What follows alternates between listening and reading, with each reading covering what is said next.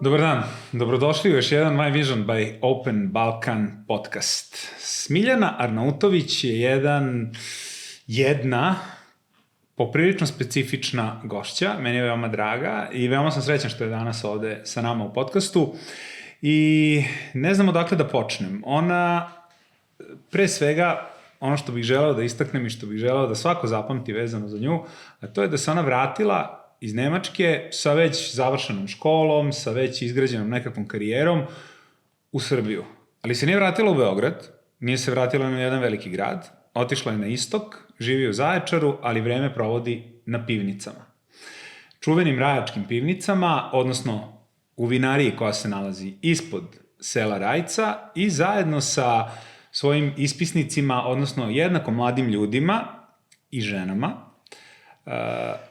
unosi neku novu energiju i pokušava da u tom pomalo dalekom, zapuštenom i nedovoljno razvijenom vinarskom delu Srbije, jer nas vino ovde pre svega zanima, koji je lep i na neke druge načine, ali danas pričamo o vinu, da mu unese novi život, da mu unese novu energiju i da stvari promeni i popravi.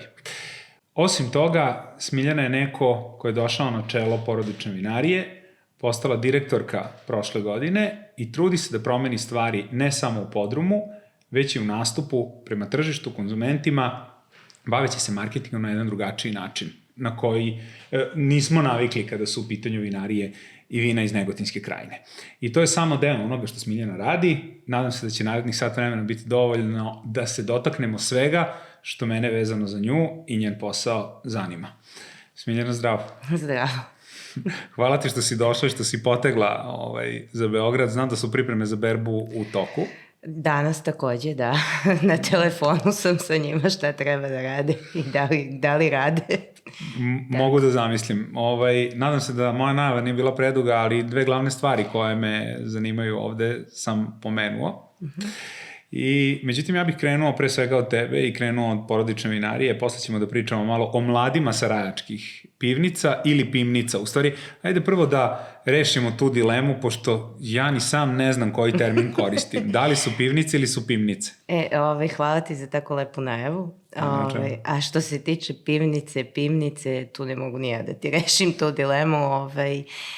Nam se iskreno i sviđa ta dilema koja postoji i večito vodimo raspravu sami među sobom šta želimo da koristimo. S obzirom na to da pivnice je ipak gramatički ispravno. I kažu da je i stariji izraz nego pivnice. Međutim, ne znam, ako mene pitaš, meni se više sviđa pivnice jer to je autentično, bez obzira što nije staro i nije ispravno gramatički, nekako kada razmišljamo o rajačkim pivnicama, za mene je to M. I ima veze sa tim kosovarskim dijalektom, kažu da su neki starosedosti Rajca odatle, još davno. I onda ide pim vino, pivnice. Aha, jasno. A nekako kad kažemo pivnice, više mislim na pivo, više mi to... Ja iskreno koristim jedan i drugi termin jer sam navikao, ali mi se čini da potpuni laici, kada prvi put čuju za rajačke pivnice, prvo pomisle na pivo, odnosno na pivnicu kao mesto na kome se pivo toči, tako da, međutim, da, mogu da se složim sa tobom da ta dilema možda doprinosi popularizaciji. I ja mislim. Pivnica ili pivnica. Ima i dosta rasprava i na društvenim mrežama i hejtera, šta pišete kao vi ne znate, srpsku gramatiku. Nego hajde da krenemo od tebe, odnosno od vinarije Raj. Vinarija Raj čini mi se u poslednje vreme skreće malo više pažnju nego što je ranije bio slučaj na sebe, na tržištu među konzumentima, a na kraju krajeva i objekat ste onako sad dovršili, čini mi se, sa veoma lepom degustacionom salom koja je otvorena prošle godine, ako se ne varam. Jeste, september prošle godine. Da, a vide se neke promene u vinima stilske, krenuli ste malo nekim drugim i drugačijim pravcima i na etiketama i na bocama takođe. Pa hajde samo ukratko oko toga šta je vinarija Raj, kada je nastala, kako je osnovana, šta je bilo do sada, a šta da očekujemo od sada. Dobro, ajde, znači vinarija postoji već preko 10 godina. Moji roditelji su je osnovali, ja sam tako reći, znači druga generacija. To mi je jako drago, a i njima. I oni su krenuli u tu celu priču iz hobija. Moja majka je ekonomista po struci, moj očuh je vojno lice i medicinski tehničar brat, kako li se već to zove.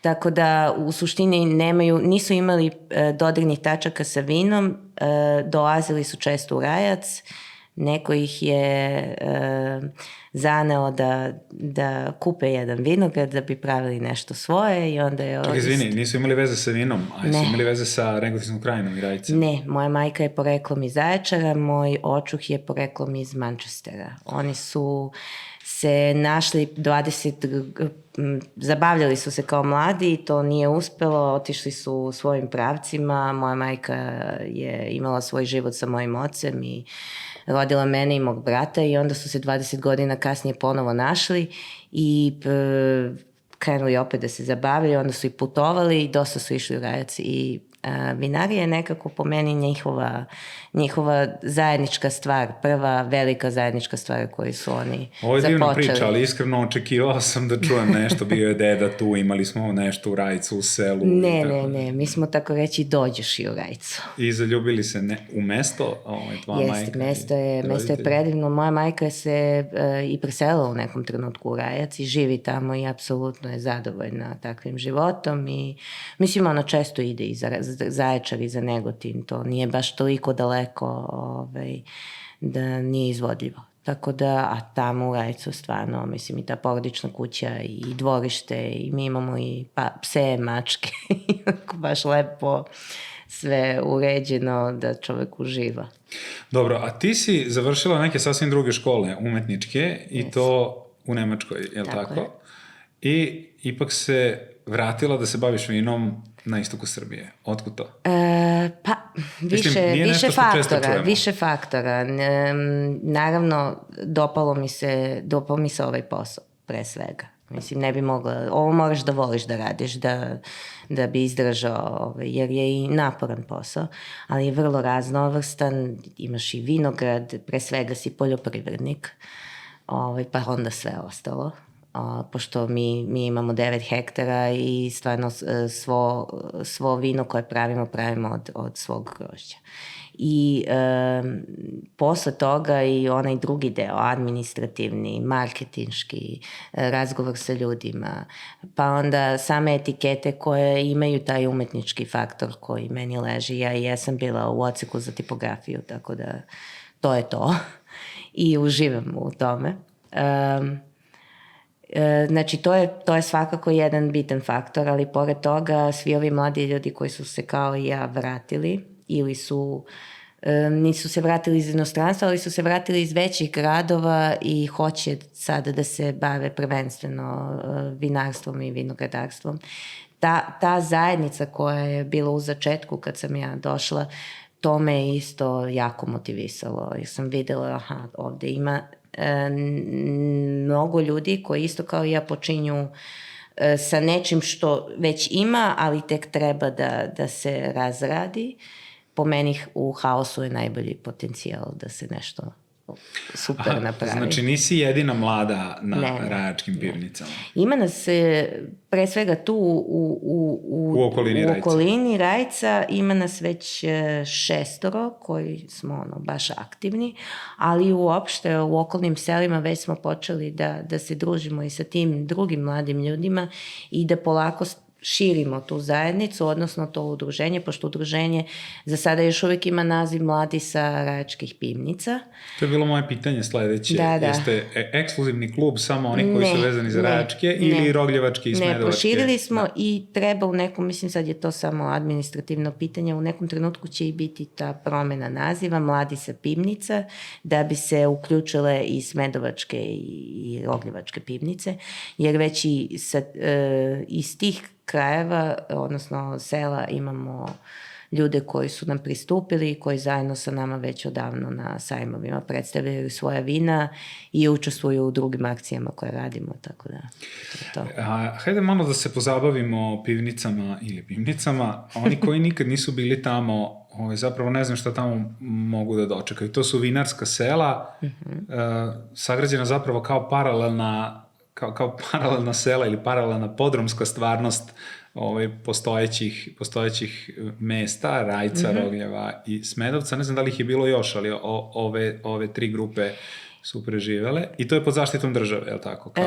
Da, to ima kulturno nasleđe i one su pod zaštitom istorijskih objekata ili kako se već to kaže. U svakom slučaju, koliko ja znam, 17. vek je, tad su krenuli da ih grade. Neka me neko ispravi ako sam pogrešila. Iskreno, fali nam malo taj naučni deo. Fali nam da dođe neko i od vodiča koji su stvarno i izučavali to i da malo proširi naše znanje o tim pivnicama. Ali ono što znamo je, prvo, pravljene su iz vrlo praktičnih razloga. Pivnice se nalaze na brdu, u podnožju brda je selo, pored reke, naravno, i uopšte sva sela u istočnoj Srbiji uglavnom su građena pored nekih vodenih izvora. Pravljene su gore na brdu iz razloga što ljudi su živjeli zajedno sa stokom, a vino traži čistoću, tako je. I pravljene su od kamena koji je pečani kamen koji propušta dosta i to su građevine koje su i ugrađene pod zemljom. Mislim, svaka pivnica ulazi se na dole, ide se u podu. Ukopane, jel? Tako je, ukopane su, da li 1,5 metra, kako koja. I to je bilo bitno da se odvoji od svakodnevnog života. I zbog toga su te građevine pravljene isključivo za pravljenje vina, održavanje vina. Možda su u toku fermentacije ispavali tamo da bi nadgledali to vino, ali uglavnom niko ne živi na pivnicama.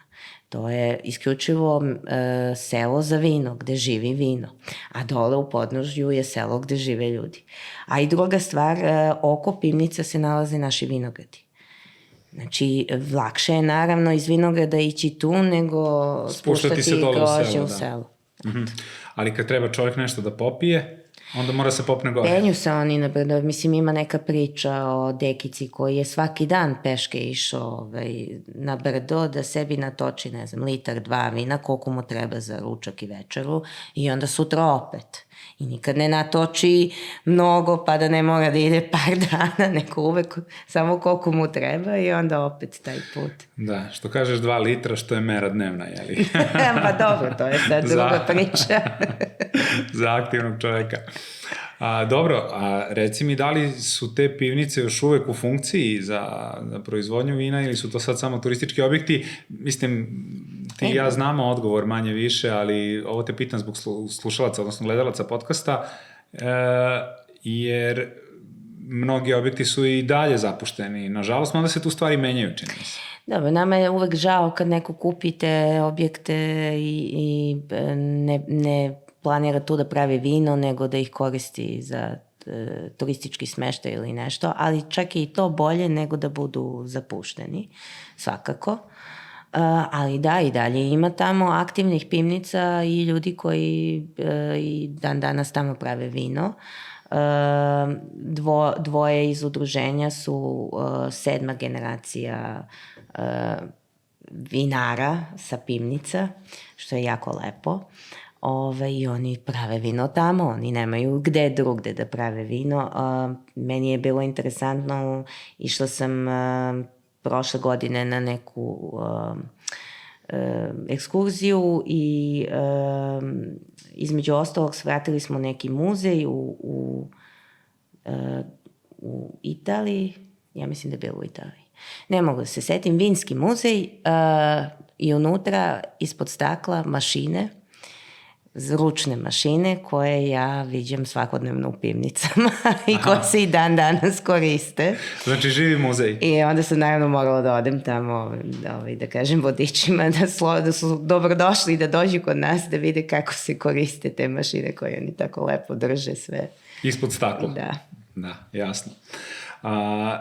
Sad, opet, da se vratim na to da je utisak da imaš dosta prostora da se pivnice ne samo izbrendiraju, nego i da se urede da bi ta poseta tamo bila ugodnija. Vrlo često, ako ne poznaješ vinara ili nekog domaćina kod kojeg bi došao, možeš samo da se popneš gore i da nemaš gde da budeš ugošćen, sedneš, popiješ kafu, ne daj Bože nešto pojedeš. Sa druge strane, čini mi se da vam fali dosta stvari, ali bih voleo od tebe da čujem šta je to što vam zapravo fali. Vi se trudite kao udruženje mladih vinara da to ispunite nekim novim sadržajem. Dotaći ćemo se i festivala koji radite. Prošle godine je gostovao Rundek, ove godine Vlatko Stefanovski, je li tako? I Amira Medunjanin. Tako je. Sjajno, nisam to znao. Šta je ono što vam zapravo nedostaje i kako ide ta komunikacija ne samo sa lokalnom administracijom, nego i sa onima koji su, kako da kažem, tradicionalno tu na pivnicama, mislim na tu raniju ekipu vinara. Pa to je sad mnogo, mislim baš opširno, ali ajde ovako. Idemo redom. Pre svega taj kraj je zaboravljen kraj, vrlo ruralan. Bilo je mnogo industrije u regionu, dosta od toga ne postoji više.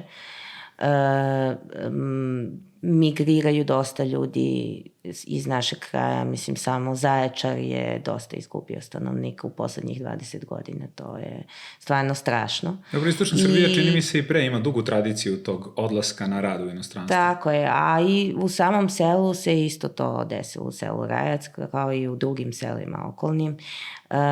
Tu su i negde i meštani tog sela, odnosno starije generacije odgovorne za to, jer su kao i meni što su pričali kad sam odrastala, oni su svi školovali svoju decu da idu negde drugde da se bave nečim drugim, a ne da se vrate u Rajac i da se bave vinarstvom, onim što ih je u stvari i odškolovalo i opravilo na put. I to je...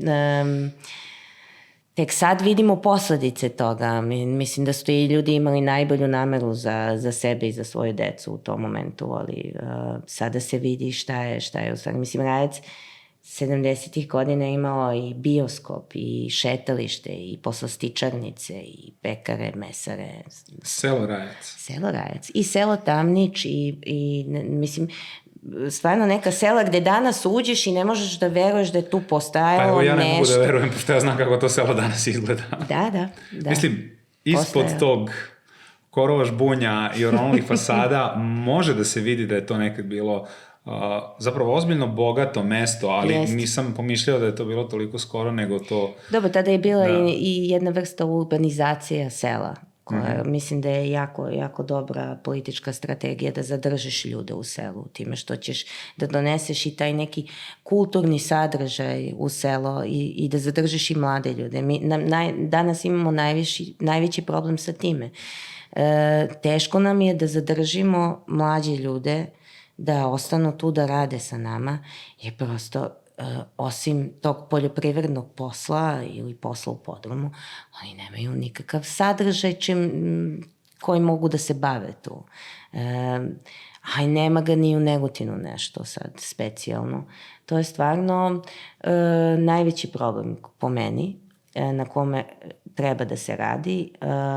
Sad, mi uglavnom se bavimo, ako organizujemo neke kulturne događaje, to je više zbog vinskog turizma, ali u suštini ideja je negde i da nešto napravimo što bi privuklo mlade ljude i da češće dolaze i da ostanu. Čini mi se da je poprilično lepo odjeknula ta priča oko vašeg festivala, samo da li ste zadovoljni posetom i načinom na koji je to bilo realizovano na kraju? Pa sad, to je sad, realizacija je uvek teška i dosta stvari ne ide kako planiramo, ali što se tiče poseta je uvek bila više nego očekivana i stvarno, mislim, ajde, dovodili smo stvarno interesantne ljude, te muzičari koji su dolazili, prve godine dolazio Marko Luis, koji, njega smo zvali za taj prvi put, jer ipak Luis, njegov otac je iz Negotina poreklom, i onda nam je to bilo i sa te strane jako drago što se odazvao. A onda posle i Darko Rundek, on je privukao dosta posetioca i to je bio sjajan koncert.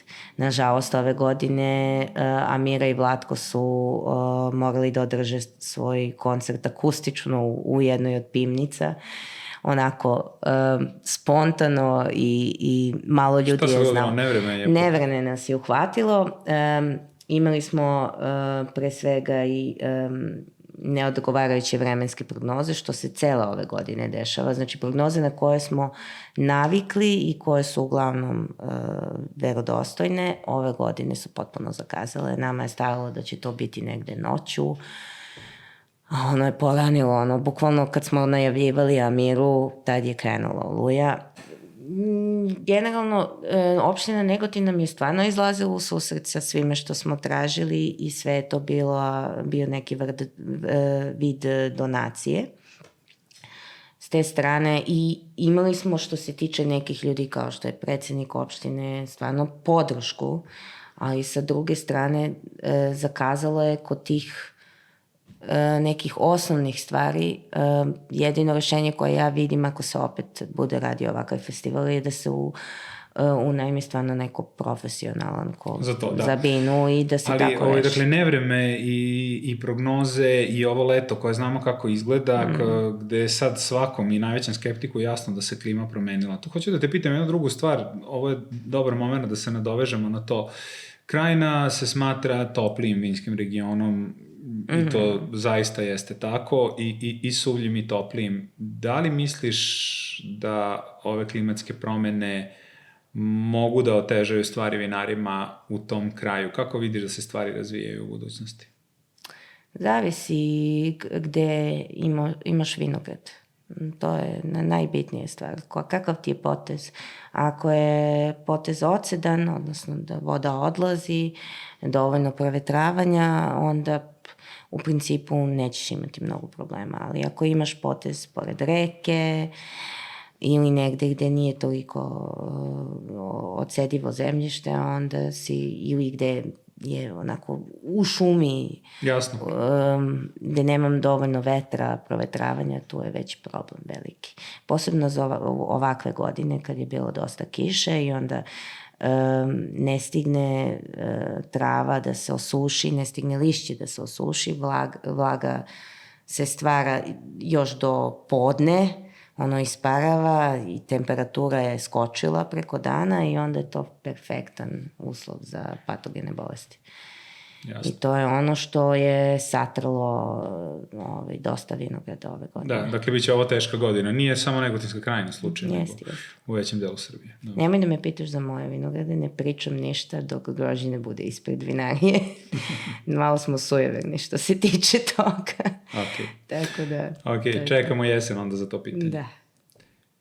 Verovatno, zahvaljujući dugoj vinogradarskoj tradiciji i činjenici da je možda daleko izolovano, Negotinska krajina je pravi rasadnik autohtonih sorti koje su se pomalo izgubile u drugim delovima Srbije.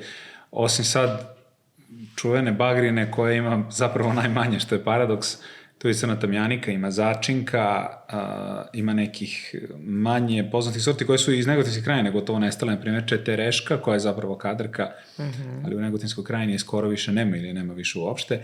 Međutim, pored tih sorti, o kojima već znamo dovoljno, tu je i poprilično šaroliki sortiment internacionalnih sorti, koji se opet teško nalazi u drugim delovima Srbije pa i Balkana.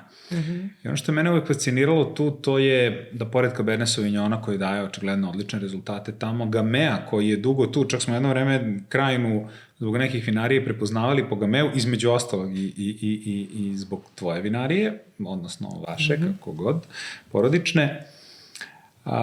Međutim, tu je i Semillon, tu je i Chardonnay, tu je i Sauvignon Blanc, dakle, i Riesling. Tu ima sorti koje se inače tradicionalno ne gaje u drugim delovima u drugim delovima, ne samo Srbije, nego uopšte u vinogorima jedne pored drugih. Retko nalazimo Chardonnay i Riesling u istom vinogorju, a u krajini je to slučaj. Da li misliš da je to dobro? Da li je to neka specifičnost koju biste mogli da iskoristite u budućnosti za brendiranje vaše regije kao drugačije u odnosu na neke druge?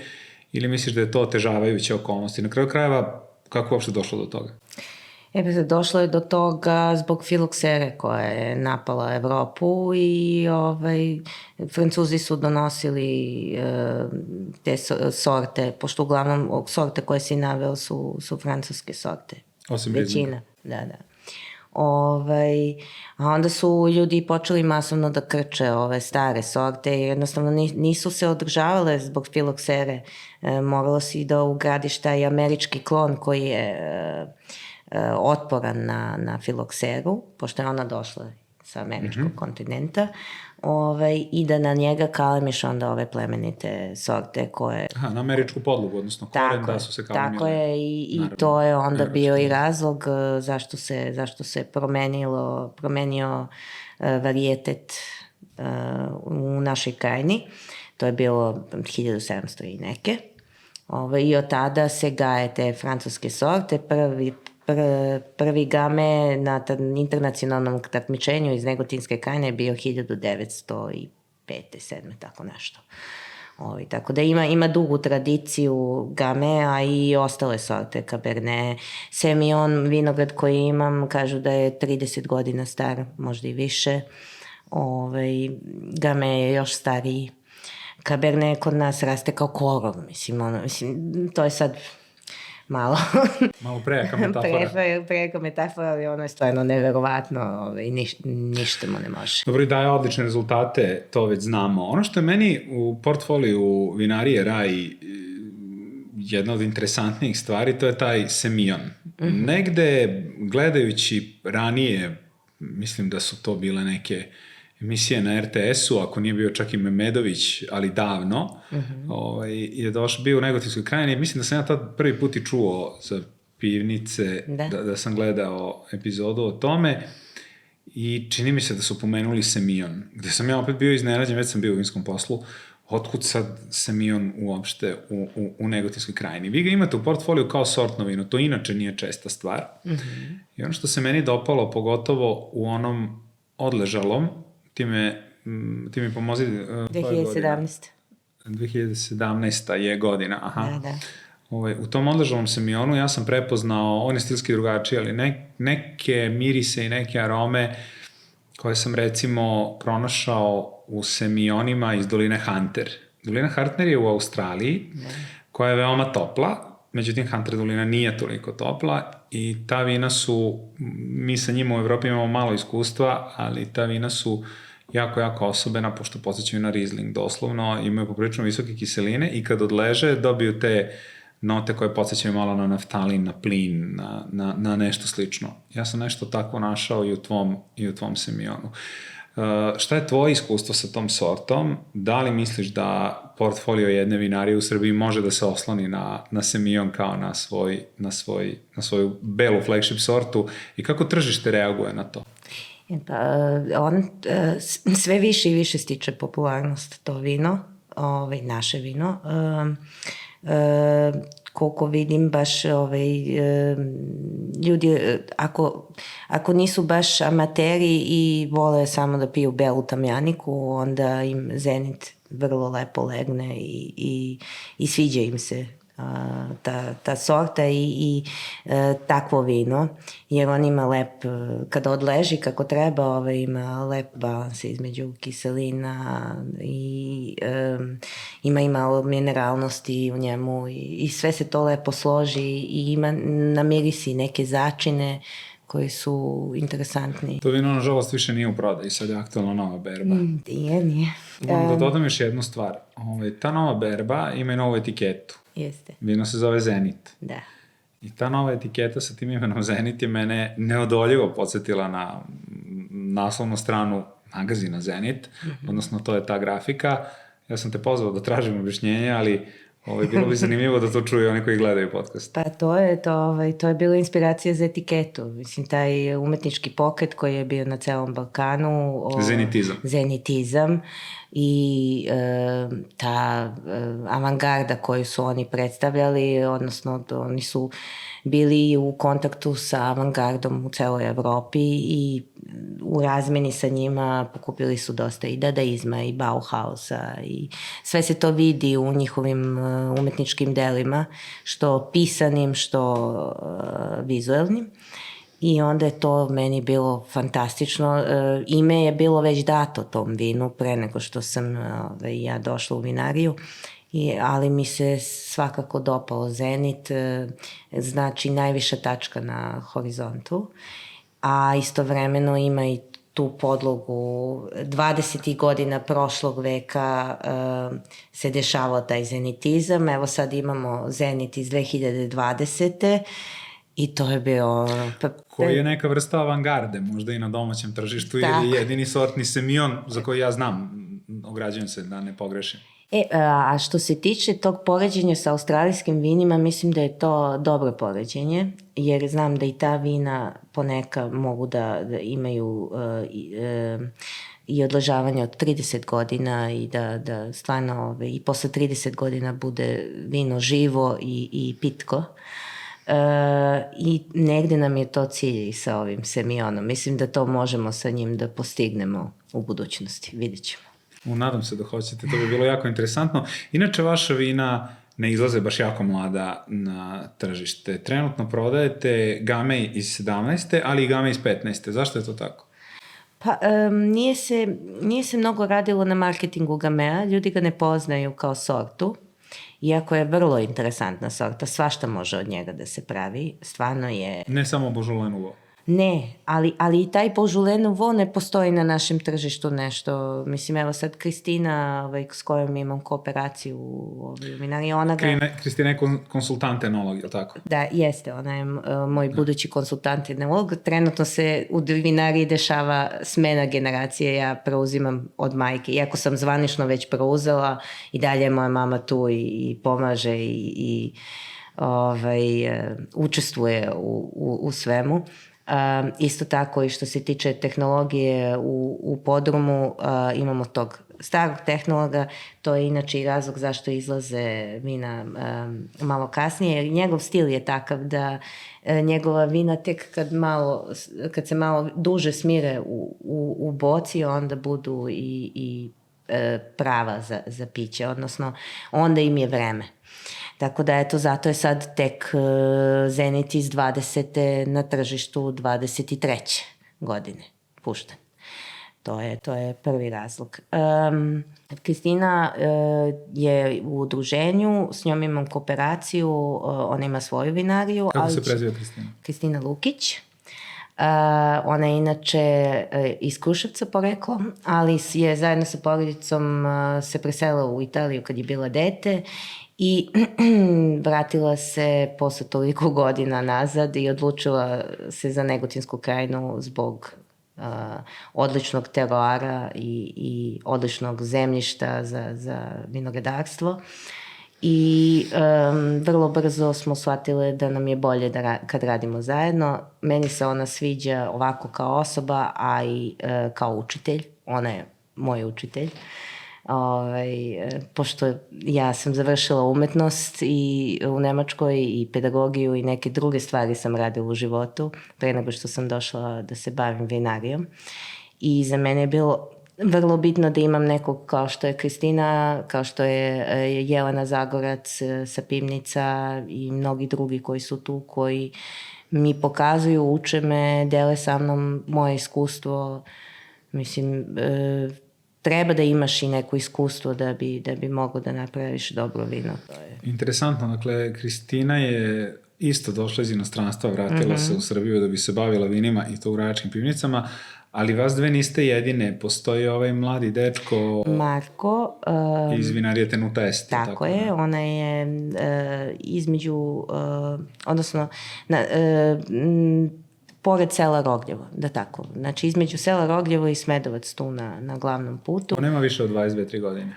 On je 99. godište, što meni je i dalje neverovatno. Znači, dobro sam procenio. I obožavam to što je neko tako mlad, toliko motivisan da to gura dalje i sa svim poteškoćama sa kojima se mi susrećemo tamo, jer nama nekad fale vrlo osnovne stvari kao što su voda i struja.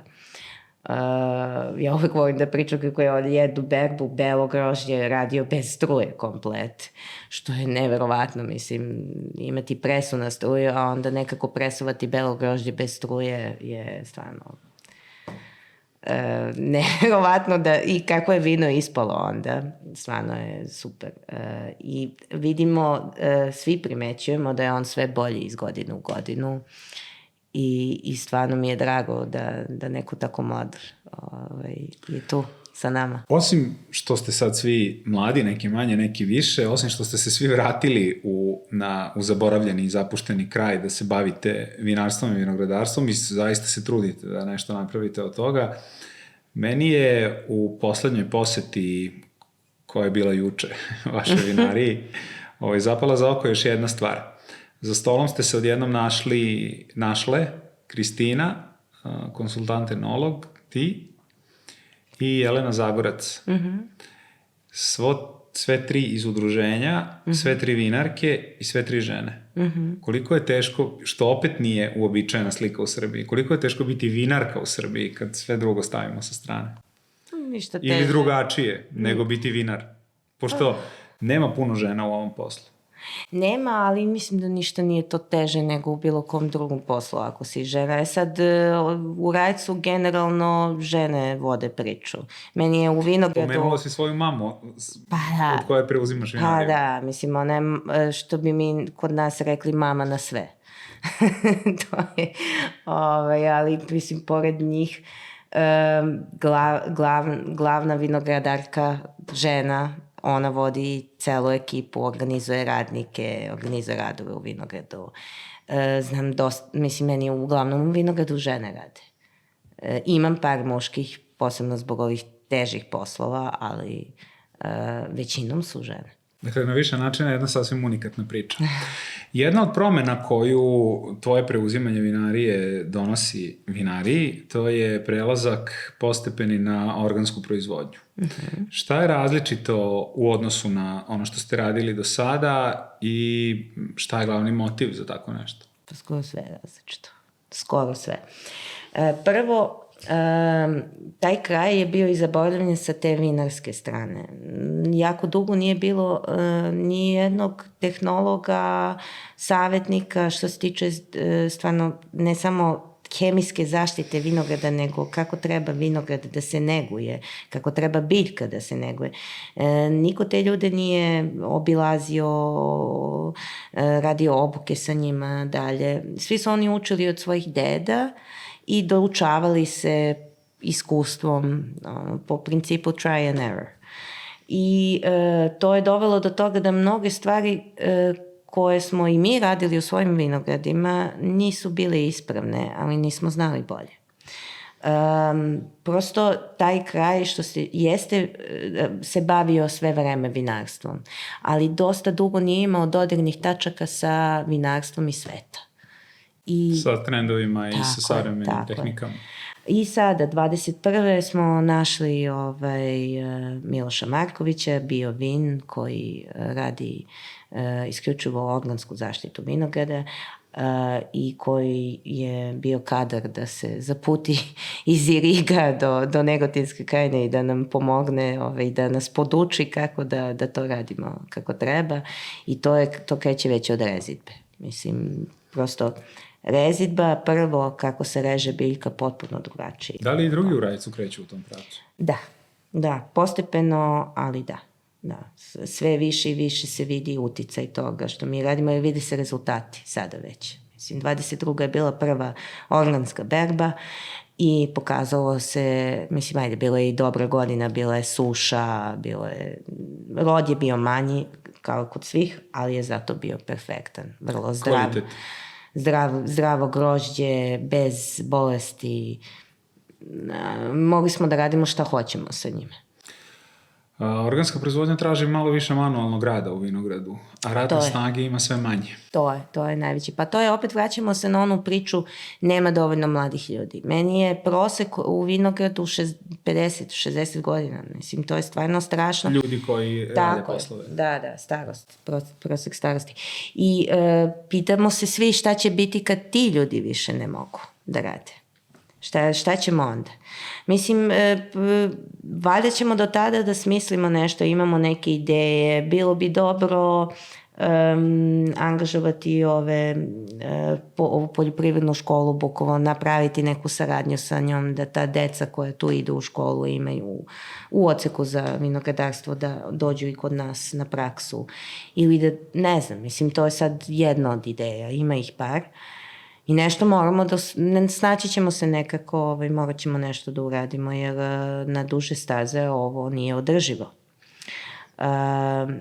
Svakako kada se bavite organskom proizvodnjom, ali i ja mislim i za konvencionalno je jako bitno da se što više radi sa biljkom. To je ono što sam ja sad shvatila za ovih par godina koliko radimo sa Milošem, da prosto biljka traži jednu negu, traži da se na određeni način tretira, da se skida lišće, da se lači kako treba, da se osigura provetravanje grožđa, da se kosi, da ne bi bilo previše vlage u vinogradu i tako neke sad pojedinosti, da ne zalazimo u detalje, ali svakako taj rad ljudi je jako bitan, posebno kad nemate perfektne vinograde i imate sve mehanizovano kao što imaju neki veliki proizvođači. Ja sam iskreno protiv toga. Možda neko moje sujeverno ubeđenje da kad svaka biljka izgleda isto i kad je sve pod konac, onda to ne može da bude toliko autentično i ne može da se izvuče najbolje iz toga. Mislim da taj diverzitet je neverovatno bitan, ali to zahteva ručni rad. Tako da. Osim što se udružujete oko zajedničkih planova i pokušaja da popravite stvari, počeli ste i da nastupate zajedno više vinarija koje su udruženje i članovi udruženja mladih seračkih pivnica.